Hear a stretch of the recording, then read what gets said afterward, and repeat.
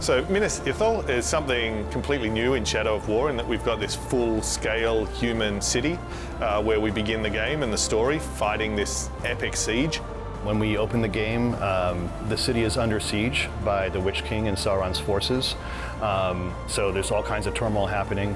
And the reason that we wanted to do that was important to us, is we wanted to reproduce the most epic and iconic sort of battles that we associate with Lord of the Rings. So if we think about Helm's Deep, or if we think about Minas Tirith in Return of the King, we wanted to see that and be able to play that and produce this huge siege.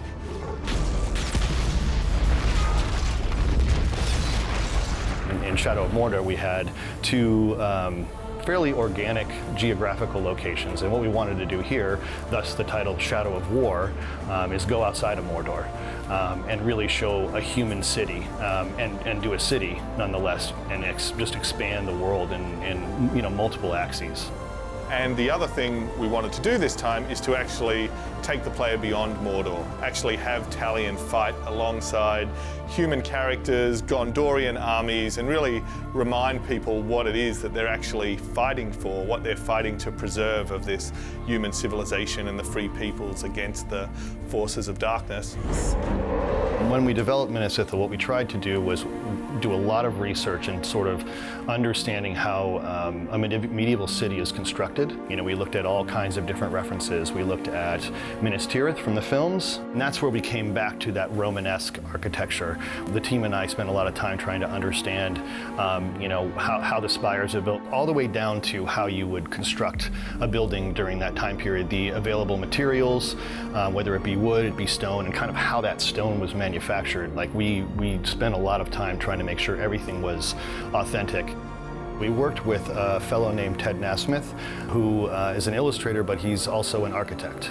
And he did all kinds of really cool pencil sketches. We wanted to bring that level of authenticity in terms of how the city was built. And so there's kind of three main levels that are defined in Municipal. Similar to Minas Tirith, where it has 7 layers, Municipal has 3. We've got all of the different buildings through all of the different layers of the city, from the poorer areas down the bottom, weaving up around through the valley up to the Tower of the Moon up at the top, and the ability to actually explore up there and see the final human survivors that are holding out against this siege. We also get to see the transformation of this human city. We see Minas Ithil actually go through this transformation, fall to the Witch King, and become Minas Morgul. So it actually takes something that's really iconic in Lord of the Rings, and we get to see how it became what it is and actually live through that experience and that battle and see that in a new way.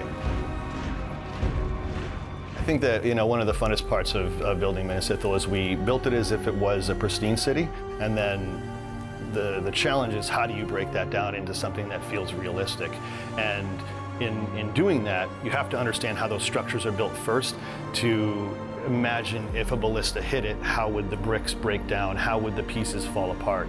And so we kind of built each of the assets in a pristine state and also a demolished state or a destroyed state. But then even beyond that, we've got the whole environment in which the city is placed. So there's barrows and tombs that are secret and are buried beneath the city.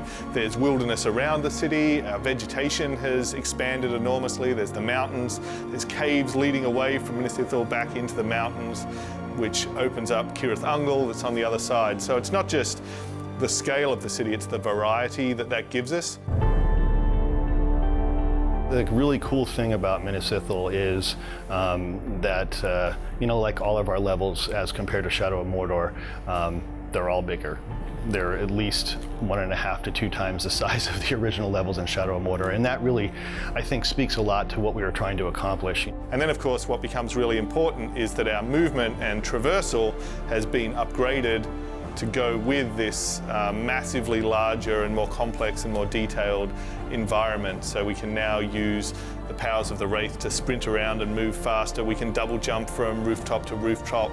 Our climbing has accelerated, so we can go straight up the sides of these massive buildings and towers and just bring a whole new level of mobility into the gameplay as well. One of the cool things about developing Shadow of War is we were purely focused on the current generation of hardware. So when development started on Shadow of War, we kind of rewrote a lot of the graphic side of the engine. So we have a brand new terrain system that allows for a lot more flexibility in how we do blends. Basically what it comes down to is we can get a lot more detail. The entire city is free for you to go wherever you want at any time, like it's a completely open world in that area. So you can go down and hunt down orc commanders in their strongholds and their camps that they've set up in the city. You can explore and look for different collectibles. You can go into the barrows and replay events from Celebrimbor's past. You can play the story missions and work together with the Gondorian army and reveal those. There's a big theatre in the city that the orcs have taken over and turned into this colossal fighting pit where they're having gladiatorial battles and missions take place in there. The goal was to have that big epic moment in the beginning of the game, and it speaks again to the level of epicness and scale that we're pushing across the entire game. There's just a huge amount of story elements and exploration and gameplay and nemesis enemies so that no one's ever going to have the same experience anytime they're wandering around and exploring it either.